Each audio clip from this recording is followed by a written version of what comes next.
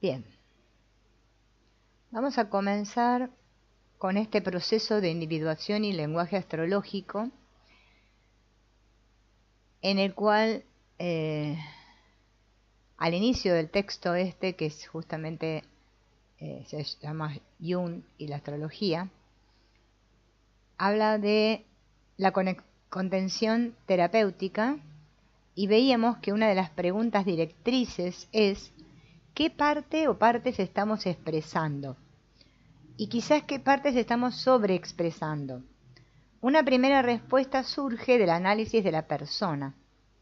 Identificaciones iniciales, otras identificaciones, sobreidentificaciones, el grado de flexibilidad. A modo fractal, como lo vimos, el mandala zodiacal aplica a todo subsistema dentro del macrocosmos. Las partes presentes en este se replican en cada una de sus subdivisiones. Por ende, el cuadro completo en el humano, desde la astrología, está representado por dicho mandala. Es decir, todos estamos constituidos por los 12 arquetipos. Entonces, si consideramos el proceso de individuación a nivel astrológico, tal recorrido implica el desarrollo del potencial mandálico, es decir, el despliegue creciente de los vínculos entre las distintas partes que nos componen, o la integración yoica de las fuerzas arquetípicas básicas que desde este lenguaje se comprenden como los signos zodiacales. En tal sentido, el material surgido en un espacio terapéutico es susceptible de ser leído en clave astrológica, lo que permite vislumbrar sistemáticamente la relación parte-todo. Los signos zodiacales constituyen arquetipos. Algunas formas que derivan de ellos se corresponden con conjuntos simbólicos cuyos núcleos están representados por ellos. Tomando en cuenta tales formas, se puede llevar a cabo la lectura astrológica de cualquier material. Incluso pueden diseñarse dinámicas y pruebas que las tomen en cuenta para una exploración sistematizada a modo de test arquetipales que permitan indagar en cantidad y variedad de formas cada fuerza arquetípica. Sin embargo, de poco sirve la administración de un test arquetipal per se. Este puede dar cuenta más o menos certeramente de la distribución de la energía yoica, mas las diferencias que arroje acerca de los distintos arquetipos es una información vacía en sí misma, ya que desde este sistema la salud no pasa por un yo que se exprese más o menos igual con respecto a cada uno de los 12 arquetipos, sino por una relación orgánica entre las partes. La astrología contempla la unicidad de cada ser. Alude al hecho de que en nuestra constitución compartimos las materias primas con el resto, con el todo, pero que al mismo tiempo somos expresión de una mezcla única, la cual, además de participar de una alquimia particular, está sujeta al despliegue en el tiempo, a las etapas que del mismo modo, allende su fase estructural, cada uno transita de una manera singular. En tal sentido, bien puede que la unicidad esté expresándose orgánicamente, saludablemente, y en un test derivar en grandes diferencias entre un arquetipo y otro, entre un campo y otro. Entonces, ¿qué criterios tomar a la hora de la exploración psicológica? Como en la mayoría de los modelos terapéuticos, aquí también cobra relevancia especial el padecimiento, que generalmente surge directamente como motivo manifiesto de consulta o bien luego de indagar en este. La propuesta entonces en principio es la de desandar el camino desde el padecimiento a la desligazón, para lo cual el contenido propio del padecimiento nos dará la clave. Veamos un ejemplo, para el que cabe repasar lo señalado sobre Aries y Libra, observándolos en cuanto a opuestos complementarios. Vamos a ver una ejemplificación de un padecimiento de Aries en la sombra.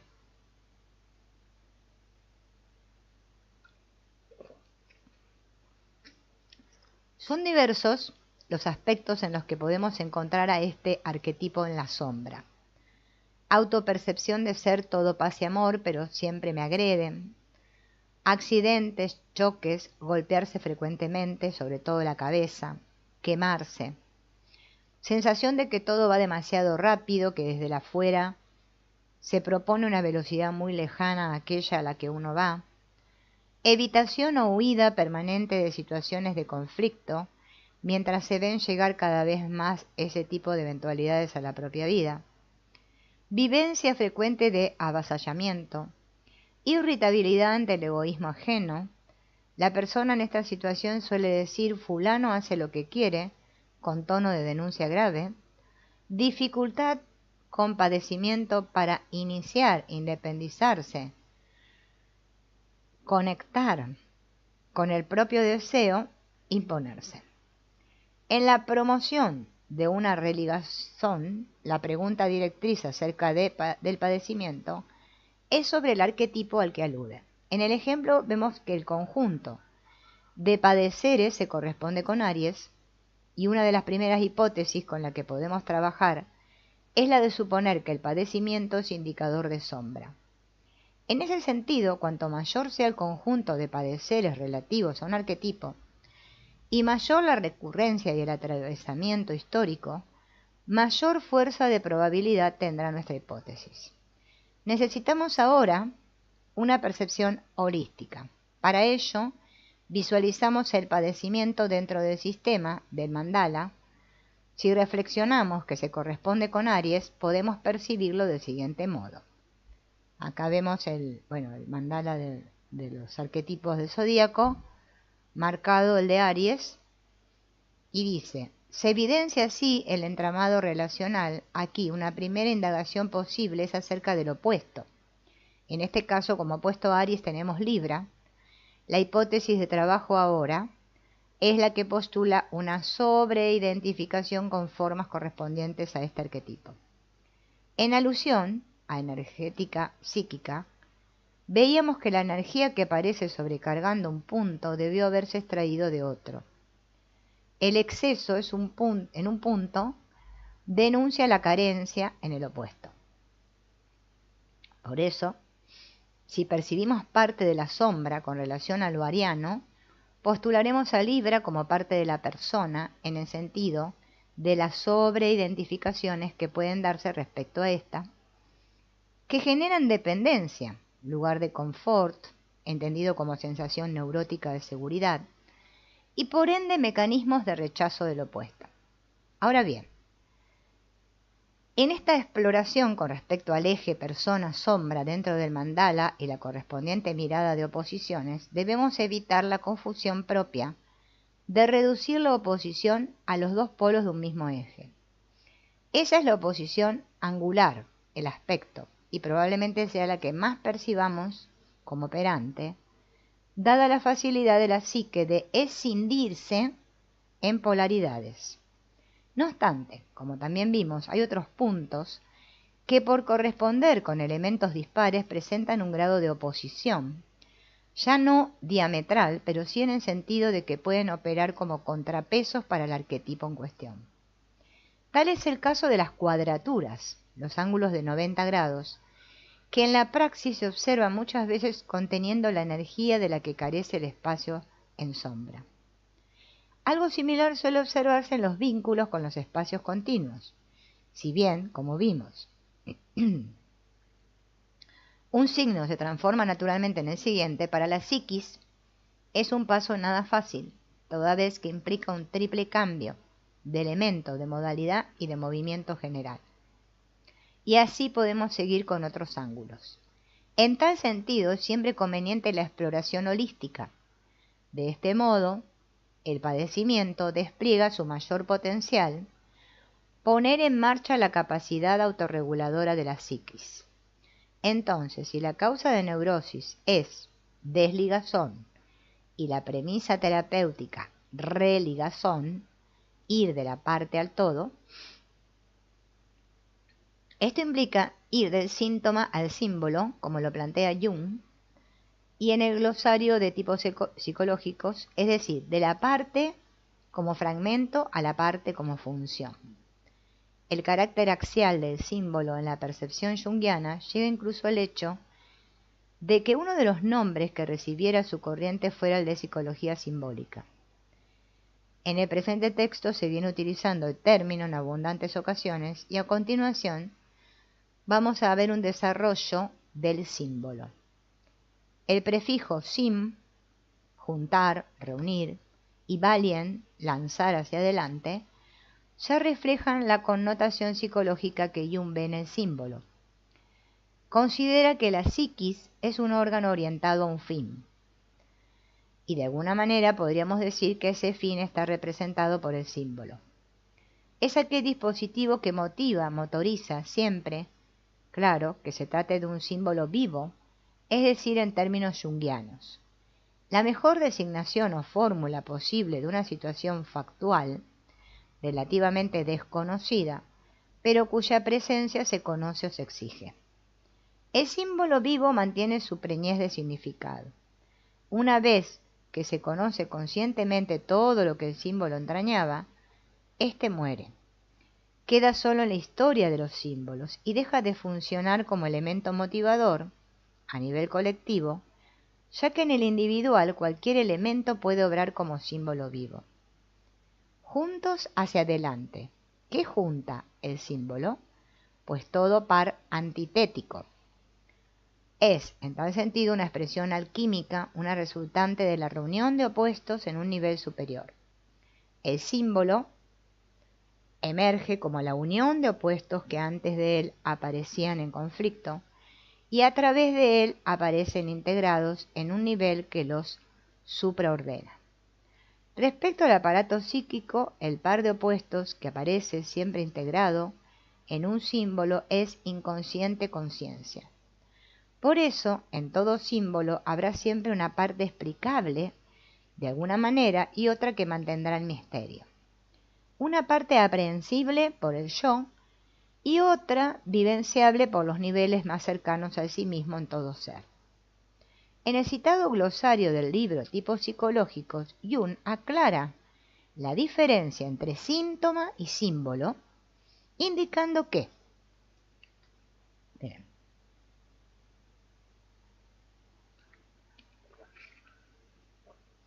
si se da una inferioridad de una de las partes, entonces el símbolo será preponderantemente producto de dicha parte y en esa misma medida será también menos símbolo que síntoma, a saber, síntoma de una antítesis oprimida. Pero en la medida en que un símbolo es mero síntoma, carece también de la acción liberadora, pues no expresa el completo derecho a la existencia de todas las partes de la psique, sino que trae a la memoria la opresión de la antítesis, aun cuando la conciencia no se dé cuenta de ello.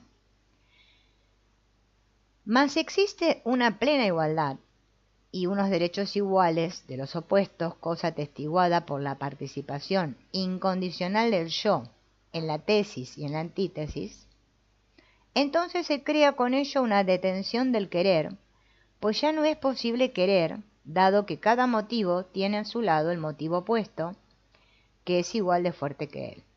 Como la vida no tolera nunca una detención, surge entonces un estancamiento de la energía, de la libido, que conducirá a un estado intolerable si de la tensión de los opuestos no surgiese una nueva función unificadora, que lleva más allá de los opuestos. Ahora bien, esa función surge de modo natural de la regresión de la libido causada por el estancamiento.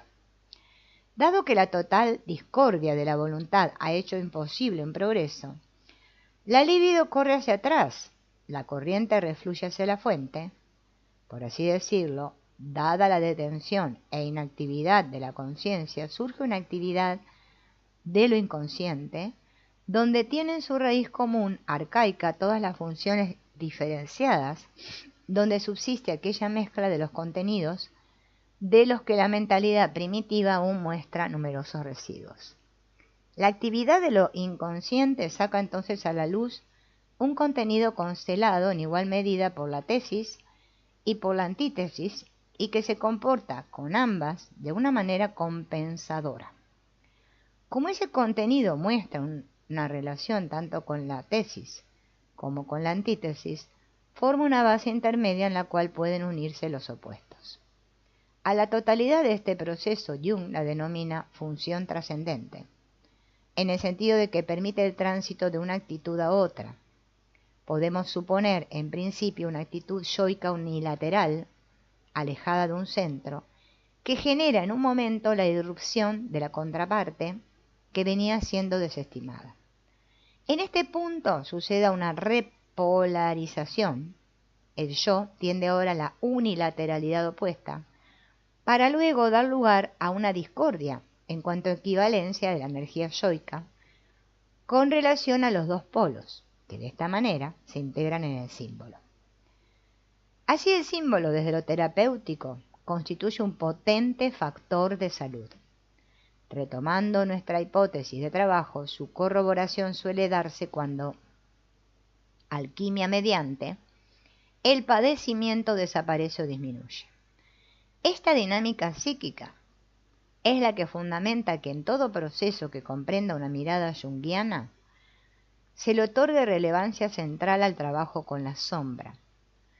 A nivel grupal, las posibilidades de dicho trabajo son variadas y provienen tanto de la psicología analítica como de otras corrientes que han incorporado la acepción junguiana de la sombra. Ahora expondremos sobre un espacio de este tipo a fin de ilustrar una manera de integrar en la práctica estos lenguajes simbólicos. Se trata de un dispositivo terapéutico que consta de 3 momentos. Los 2 primeros destinados a la detección de aspectos en sombra y el último a promover un inicio de integración. Llamo a este tercer ejercicio colaboración racional en la integración de la sombra y responde al lugar de la función pensamiento en el trabajo con aquella. En virtud de la completud, como premisa de la salud, Jung dedicó gran parte de su trabajo a identificar y exponer modelos completos, holísticos.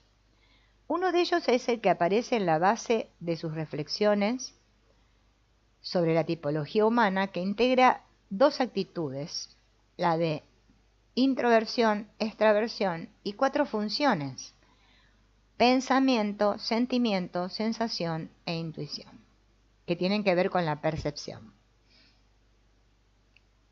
En toda psicoterapia se procura no descuidar ninguna de las 4. Se trata de promover la integración de los contenidos que resultare necesario comprender, y para ello, para una integración genuina, deben participar las 4 funciones. En el trabajo con la sombra proponemos la consideración del pensamiento como único ejercicio del taller, dado que es una función que, al menos en nuestra cultura, suele exceder fácilmente sus límites, inhibiendo así la participación de las otras 3.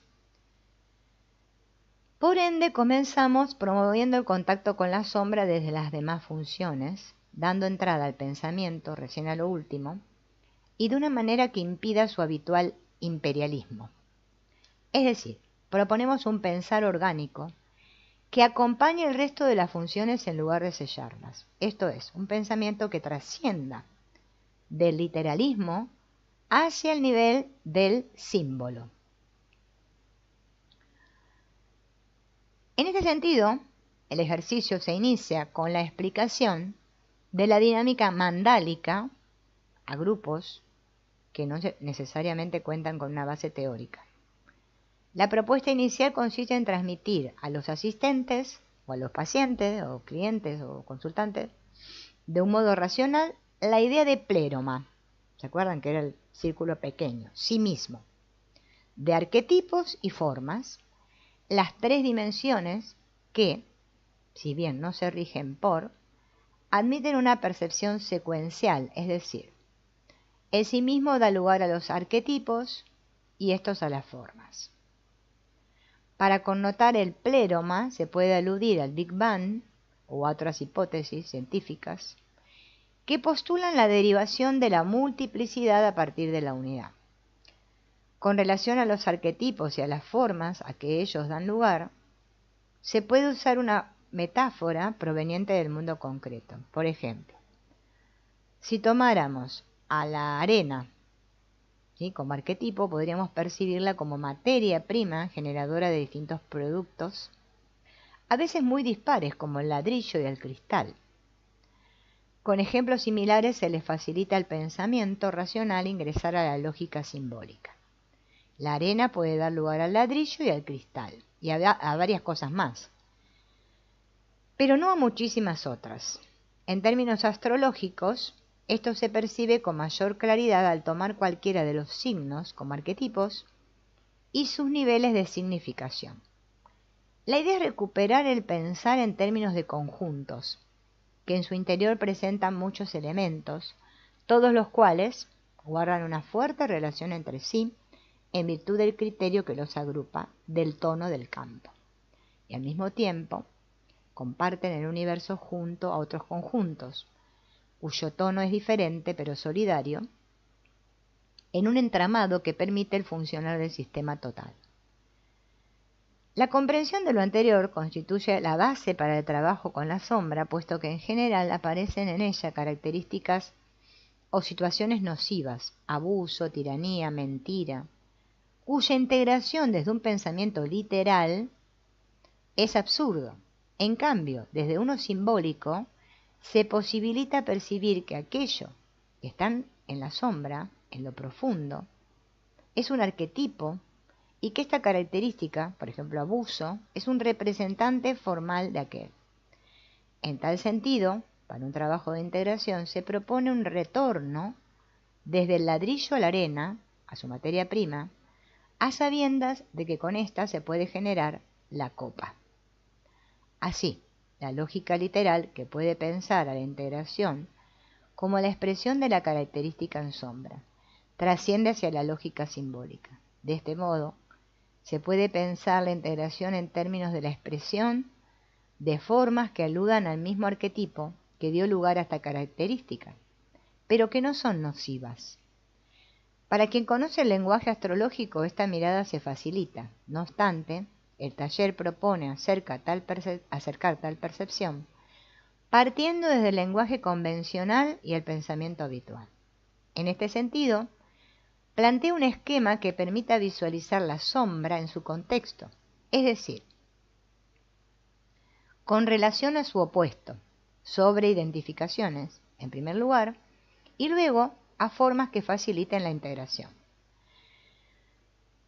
Después de dicho momento explicativo, la propuesta es dialogar con el asistente o con el consultante en función de pulir todo lo posible cada característica sombría, permitir que se explaye, que ponga ejemplos, que vea si la palabra elegida para nombrar la sombra es la correcta, si esta característica se presenta en combo junto a otras, o bien si puede desglosarse. Una vez disminuida todo lo posible la polisemia, esto es crucial, ya que hay diferencias, a veces sutiles, que implican la separación entre un conjunto simbólico, arquetípico y otro, pasamos a registrar la característica o situación, si es que se dificulta percibir en términos de característica, y para el registro se propone el siguiente cuadro, donde dice sombra en una parte, integración, sobre identificación. En la primera columna que dice sombra, registramos las características o situación percibida en sombra. Luego de la exploración correspondiente, una vez indicada, se enfatiza en percibirla como un polo. La sombra per se no lo es necesariamente, mas la forma que de ella deriva suele ser extrema, lo cual provoca el choque con los aspectos con los que el sujeto se sobreidentificó. Visualizada la característica en sombra como un polo, se continúa por preguntar al cliente acerca del polo opuesto. Aquí también nos tomamos el tiempo para identificar desde el pensamiento el opuesto extremo de la característica sombría. Es importante que también se visualice como un polo. Una vez obtenido este polo, lo registramos bajo la categoría sobreidentificación. ¿Por qué? Porque este es el mecanismo correspondiente a la generación de la sombra y constituye su contraparte. Bien. Acto seguido, indagamos y corroboramos si efectivamente el cliente se ha sobreidentificado con este polo. Si así no ocurriera, habría que revisar nuevamente tanto un polo como el otro. Bien. Si el consultante se siente representado por lo registrado en ambos polos, se continúa. Siempre desde la función pensamiento invitamos a reflexionar sobre lo nocivo, lo insalubre de ese polo, ese opuesto al sombrío. Y esto permite un primer movimiento hacia el amigarse con la sombra, y aquí suele surgir una especie de rechazo inicial, acompañado de vergüenza, al lugar de confort. Es un comienzo, pero por supuesto no alcanza para percibir algo positivo en la sombra, algo que permita desde lo racional que el cliente se dé cuenta y se dé permiso para amigarse, para integrar la sombra. Para esto le hacemos una segunda invitación, a percibir algo beneficioso en la característica sombría, para lo cual será necesario que el pensamiento racional integre el aspecto simbólico. Se pide metaforizar, estirar lo literal, buscando a partir de un polo nocivo cuestiones que pueden ser saludables. Al resultado de esta operación lo registramos en la columna del centro, ya que surgirán características saludables producto de una alquimia, de un vínculo equilibrado entre los polos. A modo de ejemplo, veamos un ejercicio en función del ejemplo de Aries en sombra. Como vimos, cabe suponer una sobreidentificación con el ámbito libriano, con Libra. Una característica usualmente mencionada en estos casos como aspecto de la sombra es la violencia. Sobre esta, tal como se mencionó, se dialoga para que la asistente vierta toda la significación posible para evitar polisemia y además enfatizar el carácter polar. Del lado de las sobreidentificaciones suelen surgir cuestiones como condescendencia, inseguridad, abulia, falta de iniciativa, evitación y temor a confrontar. Las que en general comienzan a percibirse desde un sentimiento de vergüenza, que colabora con nuestra meta. Por último, en el momento del diálogo sobre lo beneficioso de la sombra, suelen surgir algunas de las características que vimos cuando presentamos Aries, como la conexión con el propio deseo y el coraje para satisfacerlo, el no depender de los demás, de la mirada del otro, el imponerse en cuestiones saludables, el no reprimir de más. Cuestiones que alguien violento presenta, pero en exceso, por eso se inscribe en lo insalubre, en lo polarizado. Podemos ver que estas características son arianas, pero no están necesariamente disociadas de lo libriano en esencia, sino disociadas de lo libriano extremo. En un punto de equilibrio se trata de lanzarse, pero sin perder de vista al otro, a lo otro, ir complementando, pero pudiendo tener iniciativa, registrando el deseo propio.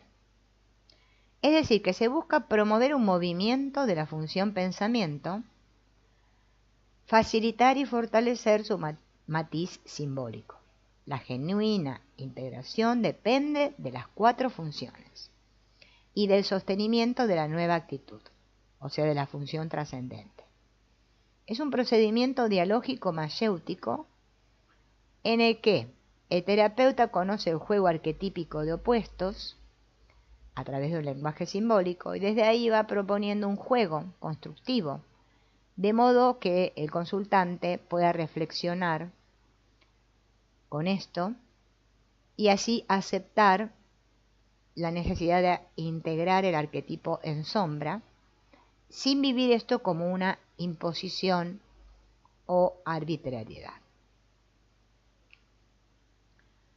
Bien.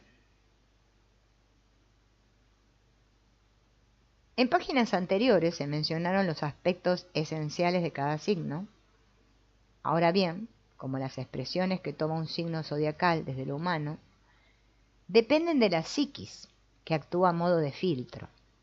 Si la psiquis se encuentra polarizada, la forma de expresión también lo estará.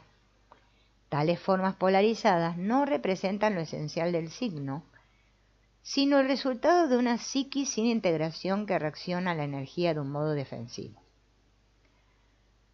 Una propuesta que tome en cuenta estos arquetipos buscará promover integración. Como consecuencia, se producirá, primero, la expresión desde sí de cualidades que antes estaban proyectando, y luego esa expresión será cada vez más orgánica, fluida y creativa.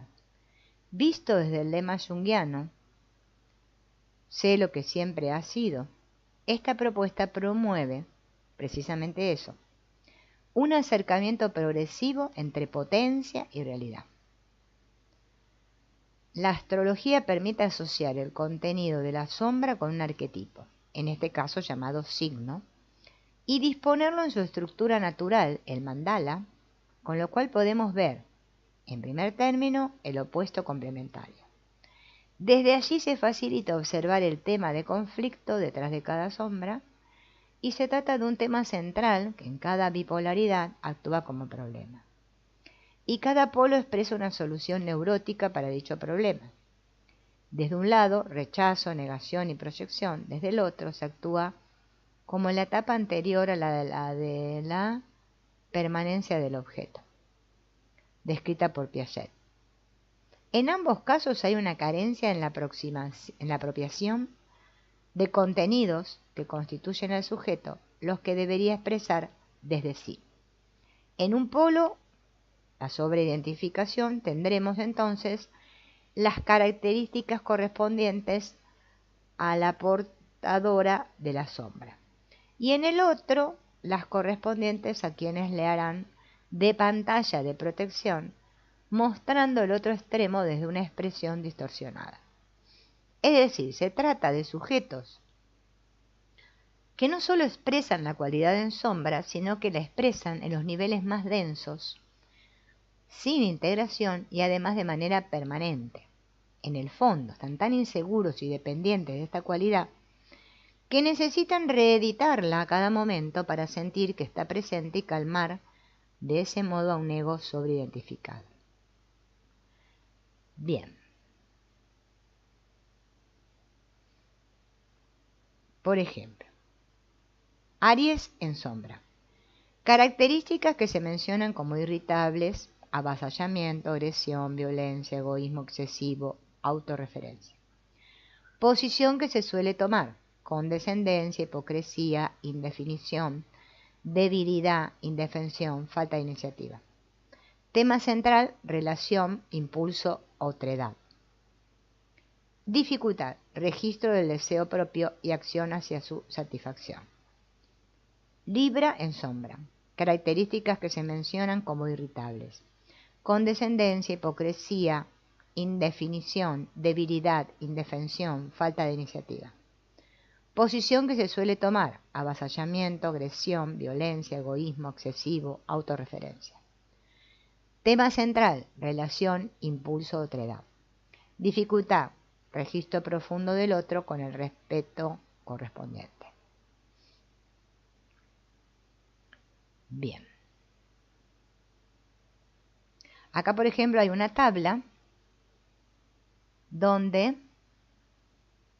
habla de las características de la sombra en las 6 bipolaridades zodiacales, ¿no? Va dando cada una.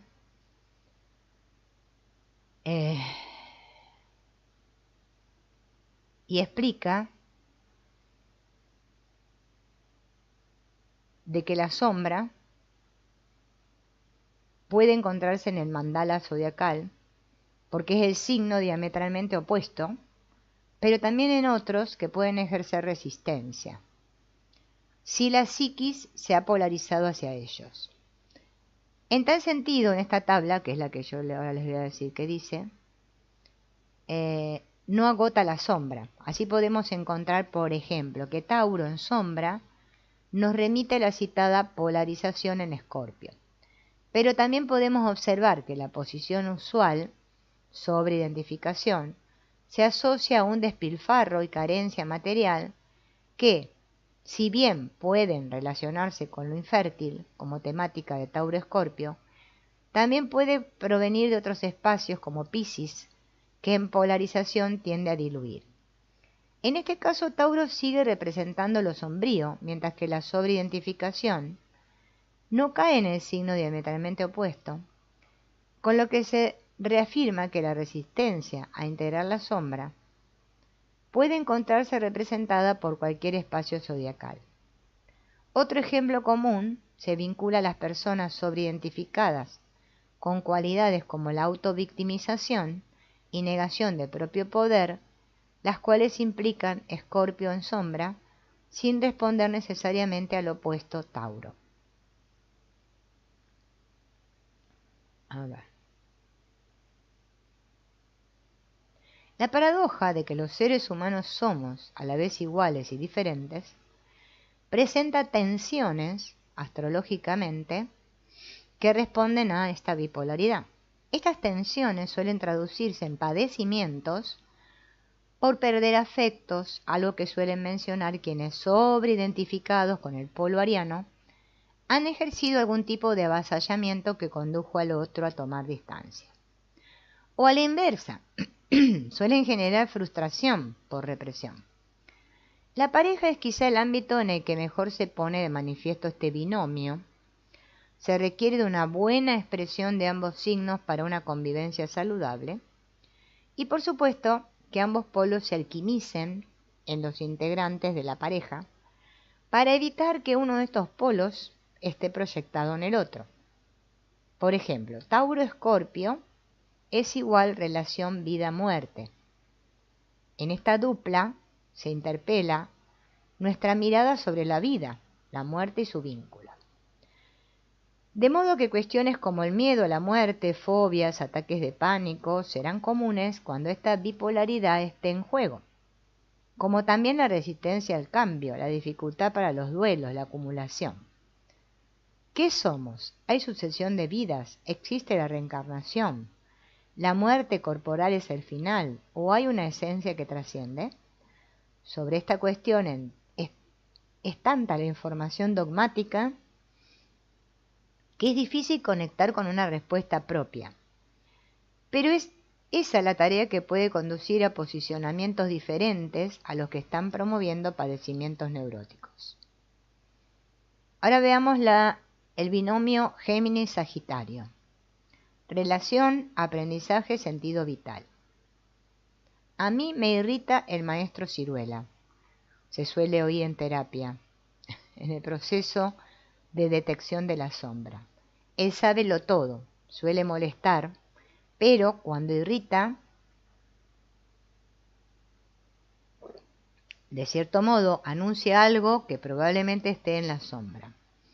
El temor a la docencia que el sujeto desea ejercer en cuanto a aspecto sagitariano en sombra, puede encontrar al opuesto en la sobreidentificación con el otro extremo, abrir cada vez más, seguir haciendo cursos y postergar la función docente sintetizadora transmisora.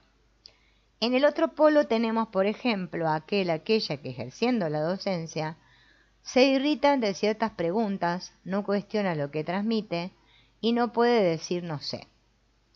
¿Cómo aprendemos? ¿Qué aprendemos? ¿Es el aprendizaje un aspecto esencial? Vinimos a aprender. En tal caso, ¿qué? Nos conduce al aprendizaje a un sentido de la vida. ¿Cómo? ¿Qué es ese sentido? Otro de los grandes temas filosóficos que puede derivar tanto en lo epistemológico como en lo religioso. Cuanto más completamente abordemos este arco, mayor será la posibilidad de alquimia. Cáncer Capricornio. Relación, afecto, autoconocimiento. Las 4 funciones psíquicas postuladas por Jung se dividen en racionales e irracionales. A las racionales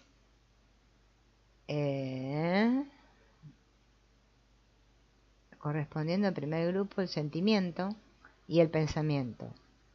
Dentro de cada par, el uso de una función requiere de la inhibición de la otra. Sentimiento y pensamiento operan racionalmente, pero tomando en cuenta distintos aspectos. Una función considerará la situación en términos de agradable, desagradable y bueno o malo, mientras que la otra lo hará desde operaciones lógico-matemáticas. Acá tenemos otra de las grandes controversias que nutren el nudo del grueso del género novelesco y dramático. En El Mercader de Venecia, por ejemplo, hay aspectos en que se impone este dilema. Esta alquimia no resultará fácil, si se está posicionando en un polo. De un extremo oímos que el autoritarismo y las personas excesivamente responsables generan irritación, y del otro lado, también las personas hiperresponsables se sienten irritadas ante quienes cambian de estado emocional a cada rato. Ya dijimos que la sombra, como polo, se presentará de esa manera. La alquimia aquí lleva a la cuestión del autoconocimiento profundo, a una ley propia que responde tanto a los factores matemáticos como afectivos. Después tenemos la otra, que es Leo Acuario, que habla de la relación yo desconocido. Leo aporta identidad, conciencia de ser. Acuario interpela esta identidad en uno mismo y en todo, bajo la premisa de que todo lo que es puede no serlo. Aporta un cuestionamiento y creatividad tales que conducen a esa identidad a una flexibilidad cada vez mayor. Bien. ¿Cómo nos estimamos y estimamos la otredad? ¿De qué maneras? Virgo-Piscis es la relación signo-símbolo. La mentira, que en general suele causar molestia en casos con sobreidentificación virginiana, genera una irritabilidad marcada, así como desde una sobreidentificación con Piscis suelen causar enfado intenso a las personas puntillosas en el orden, metódicas e hiperracionales. El problema que suele darse aquí es el del literalismo versus la metáfora. Quien se irrita ante la mentira suele tener de fondo la creencia de una verdad. Por lo tanto, no solo se distancia de la mentira, sino que en el mismo movimiento se aleja de todo tropo, de la posibilidad de relativizar, de su propia capacidad imaginativa. Los psicólogos, en su ebriedad de realismo, insisten demasiado en el carácter de evasión que tienen nuestras ensoñaciones. No siempre reconocen que la ensoñación teje en torno al soñador dulces lazos, que es una argamasa, que en resumen, en toda la fuerza del término, la ensoñación poetiza al soñador. Eso dice acá. Bien. No, acá, creo que acá termina. No, a ver acá qué habla.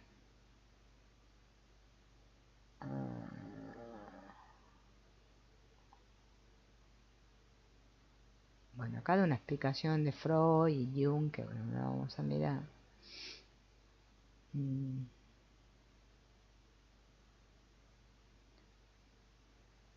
Les voy a leer un poco esto. A ver.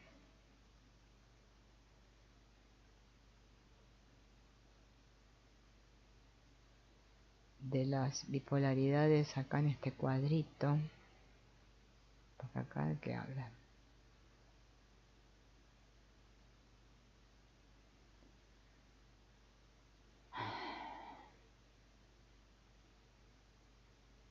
Quiero que contarles un poco lo que dicen estos cuadritos, que está interesante. A ver. Bueno.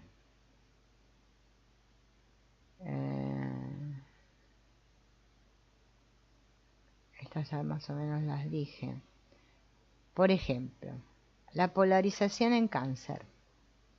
Emocionalidad excesiva, vulnerabilidad, temor al afuera, endogamia, sobreprotección, dificultad Capricornio en sombra, los límites.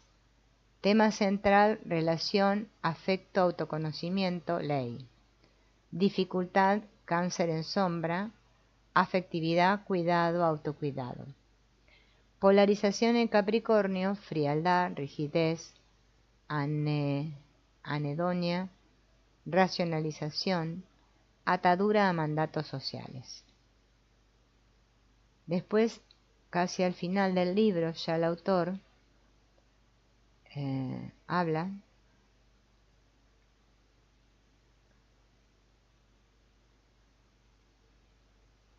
de algo que dice Jung acerca de la carta natal y el ego, que dice: cuanto más consciente se vuelva uno de sí mismo, gracias al autoconocimiento y a los actos correspondientes, tanto más tenderá a desvanecerse ese estrato personal inconsciente superpuesto a lo inconsciente colectivo. Este hecho se ve seguido por la aparición de una conciencia que ya no está atrapada en el reducido universo egocéntrico de nuestra susceptibilidad personal y que participa en un universo más amplio, el del objeto. Esta conciencia ampliada es una función que hace que el individuo entre en una relación de comunión incondicional, obligatoria e indisoluble con la realidad. Esta frase de Jung nos permite considerar dos estados. Por un lado, un modo de relación mediante una sensibilidad excesiva del ego, una susceptibilidad, que indica aspectos en sombra, generando distorsiones en los vínculos. Y por el otro, una relación tal que lo personal no actúa como filtro distorsionante.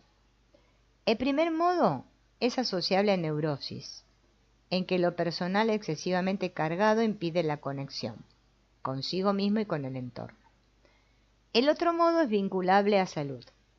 Desde el marco junguiano, en psicoterapia se parte de la premisa de salud como completud, es decir, asociada a un estado en el que el ser humano expresa su potencial antes que proyectarlo, ¿ven? O proyecto o expreso mi potencial.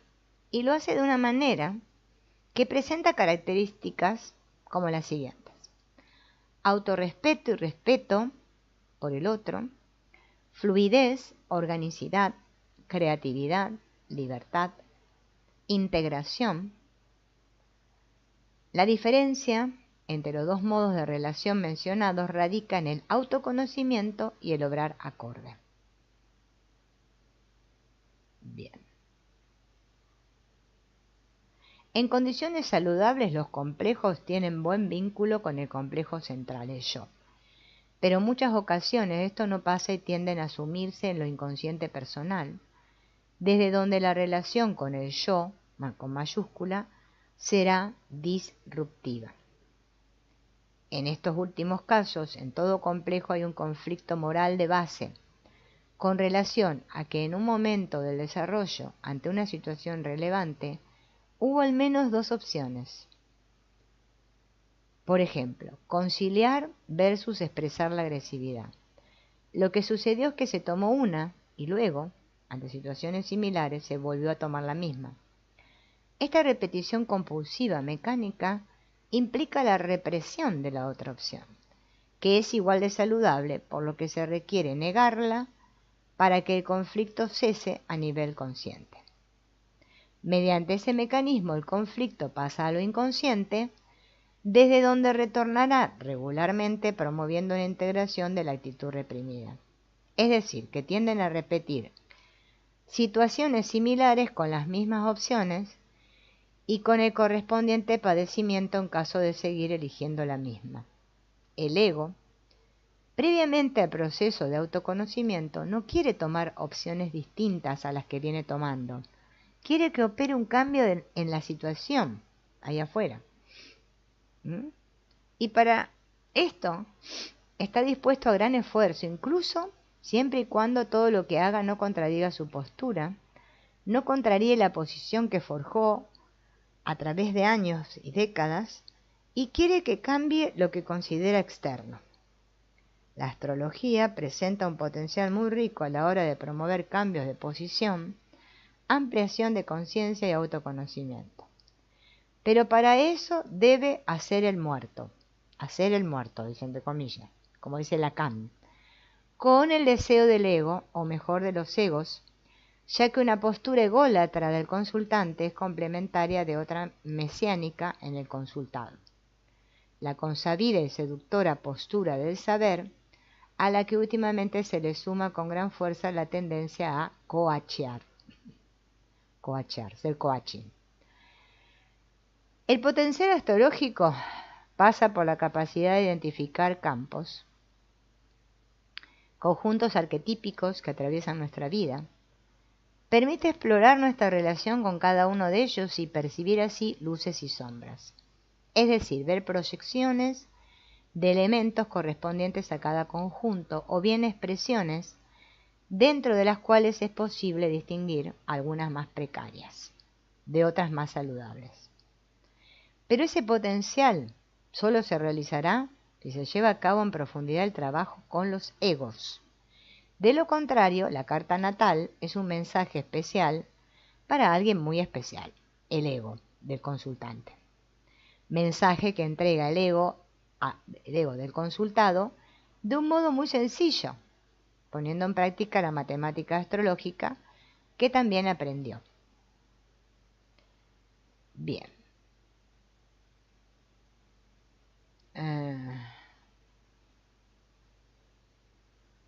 James Hillman recibe la impronta de Jung con relación a devolver el alma a la psicología, haciendo justicia además al término y propone un hacer alma, un profundo proceso de psicologización. La psicologización tiene lugar siempre que se produce una reflexión en términos distintos de los que se nos presentan. Intenta solucionar la cuestión más próxima, no resolviéndola, sino disolviendo el problema en la fantasía que lo ha formado al coagularse. Ante una pregunta como ¿qué me va a pasar con esta pareja? ¿Cómo me va a ir? Aplicar este tipo de modelos implica, como tantas veces lo expresó Eugenio Caruti, explorar desde dónde se construye la pregunta. Podremos así despejar al ego detrás de esta y trabajar miedos, traumas, etc. Es decir, todo aquello que sobrecargó tanto la esfera personal que llegó a impedir la conexión. Una conexión saludable no necesita respuestas que tranquilicen inseguridades y no porque sepa qué va a pasar, sino porque pudo apropiarse de los recursos suficientes como para afrontar la vida con lo que ésta traiga. Sin embargo, lo que suele hacerse es responder directamente a la pregunta, evaluando los aspectos de la carta que pueden aludir al fenómeno pareja, haciendo incluso una sinastría. De esta manera el ego sale intacto y el proceso de autoconocimiento queda en el mismo punto que estaba. Es difícil a veces disolver ciertas rigideces egoicas. Nuestro estilo de conciencia está basado en el héroe y centrado en el ego. Damos crédito a los problemas y desconfiamos de las fantasías, de manera que éstas se nos presentan primero proyectadas como problemas, que son fantasías literalizadas. Al ego heroico le atrae hacer un problema de algo porque necesita su fantasía de problemas. Crear problemas o literalizarlos fuerza las defensas literalistas contra las fantasías. Si los problemas exigen fuerza de voluntad, las fantasías evocan el poder de la imaginación. Al transparentar la ilusión de los problemas y acercarlos a la realidad de las fantasías, nos desplazamos del ego heroico al ego imaginal. ¿Puede la astrología revertir la mencionada respuesta y asociarse a planteos como el junguiano, el hillmaniano, etc.? Bien. ¿Cuántos millones de años habremos tenido vidas escuetas, amenazadas por 1000 factores? Bueno, muchas. En lo psicológico esto supone un gran inconveniente, pues en este ámbito no morir implica no cambiar, no fluir, con su correlativo síntoma general, la frustración casi permanente. Nuestros grandes depredadores actuales son las imágenes a las que el ego se ha apegado. Y la astrología, tan potente para promover el desapego, termina muchas veces colaborando a favor de un ego intacto. Y lo hace tanto desde la transmisión semiótica como desde la aplicación que de ella deriva en lecturas de cartas natales, en disertaciones sobre tránsitos, etc. Una astrología realmente simbólica requiere de un entrenamiento inicial más asociado al símbolo que a la astrología en sí, al aspecto mistérico del símbolo.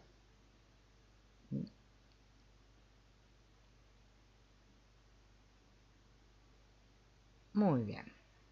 Para el ego es difícil tener que enfrentarse a sus miedos.